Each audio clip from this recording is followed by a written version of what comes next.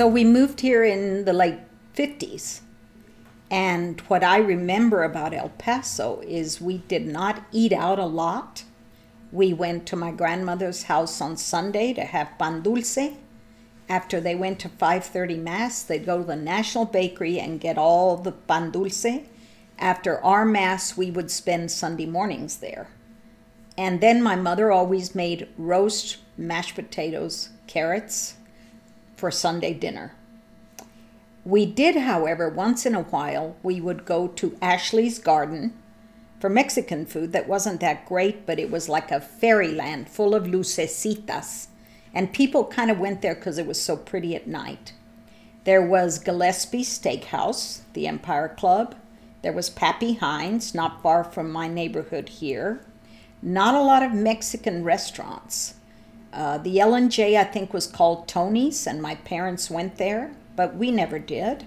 The Hacienda, my parents and friends went there. And interestingly enough, when I started dating my husband, we'd go to the Hacienda, and the same waiters were there that knew my mother and daddy. So that was kind of a connection to them. And then where else did we go? Chicos Tacos. My daddy's compadre, Joe Mora, started that in 1953 or 4, I believe. And we went there frequently. It was the original one on Alameda, across the street from Evergreen Cemetery. And my daddy was boxing promoter in El Paso, and Joe Mora only hired boxers to work there. It was a teeny little space. I mentioned Chicos Tacos because we were personally connected to Joe Mora and the family, and we kind of hung out there. And I even remember the manager's name that was there that recently passed away, Campanella. I never knew his first name. He was just Campanella. And we talked to him while Daddy and Joe talked boxing and talked to the fighters that were there. Now it's an iconic place in El Paso. And people that grew up here, the first thing they do when they land at the airport, including my brother Carlos, my niece Jessica, and her brother Memito, they are my brother Memo's kids. They go straight there before they go visit or say hello. We go to Chico's, we order, we sit out on the grass. Once in a while we cross the street to visit all our antepasados that are buried there.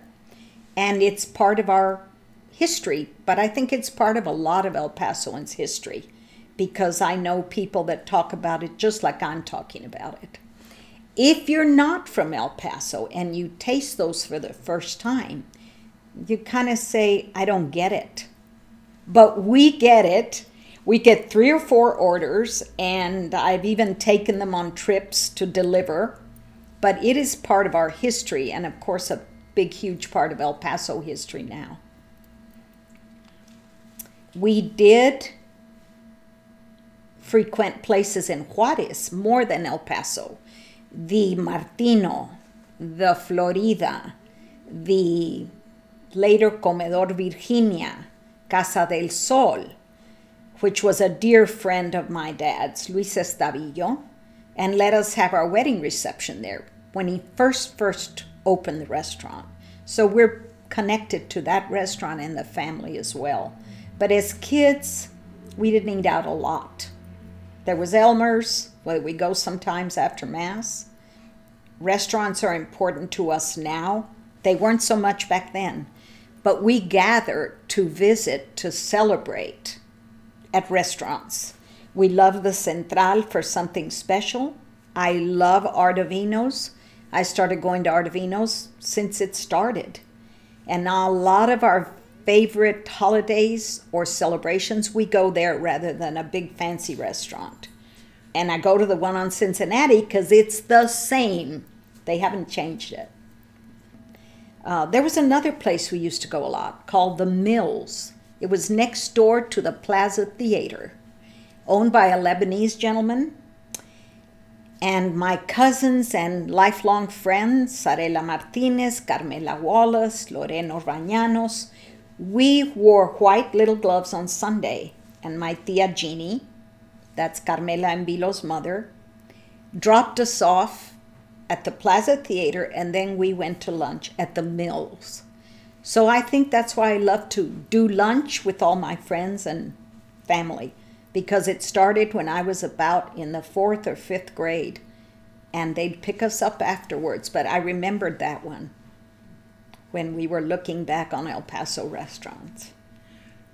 I recently took my daughters and my daughter-in-law to the new Plaza Hotel restaurant that was restored, that wonderful property. And I've been there a couple of times. We've been to the rooftop bar there that is magnificent, overlooking El Paso. But we also love Rulis. I love Rulis.